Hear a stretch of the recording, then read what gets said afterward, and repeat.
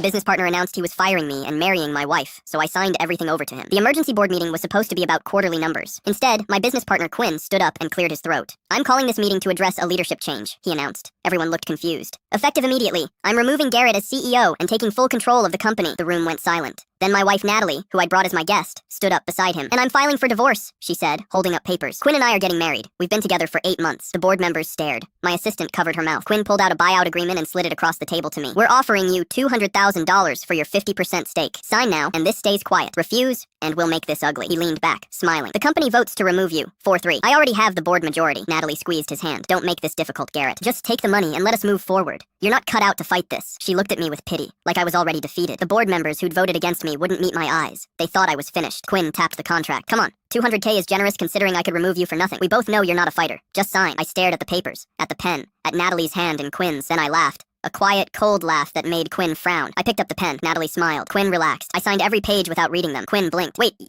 I'm signing everything over," I said. "The company is all yours. 100%. I pushed the signed documents back. "No buyout, no payment. Just take it. It's yours." Quinn looked confused. "You're giving up your half for nothing? Consider it a wedding gift." I stood up. "Congratulations to both of you." Natalie grabbed my arm. "Garrett, what are you doing?" "Take the money." "I don't want it." I looked at Quinn. "You wanted the company. You have it. Every asset, every liability, every contract." I watched understanding flicker in his eyes. "Every liability?" he repeated slowly. "Everything." I smiled. "Did you actually review the Q4 numbers before this meeting, Quinn? Or were you too busy planning this ambush?" His face went pale. "The reason I called this emergency meeting," I continued, "was to inform the board that our largest client is suing us for $3 million over the defective product shipment last month. The lawsuit hits Monday. As majority owner, you're now personally liable." Natalie's hand dropped from Quinn's. "What? And the IRS audit I've been handling? They found discrepancies going back 2 years. Someone's going to pay $800,000 in back taxes and penalties." I buttoned my jacket. "Oh, and the commercial lease you co-signed last year? The landlord is tripling the rent next month. It's in the fine print. $40,000 a month for 5 years. Ironclad contract." Quinn stood up, shaking. "You can't do this. I'll contest the transfer." "On what grounds?" "You demanded I sign." "I signed. There were 7 witnesses. You got exactly what you asked for." I walked toward the door. "Wait!" Natalie rushed after me. "You tricked him. This is fraud." "It's strategy." Quinn wanted control.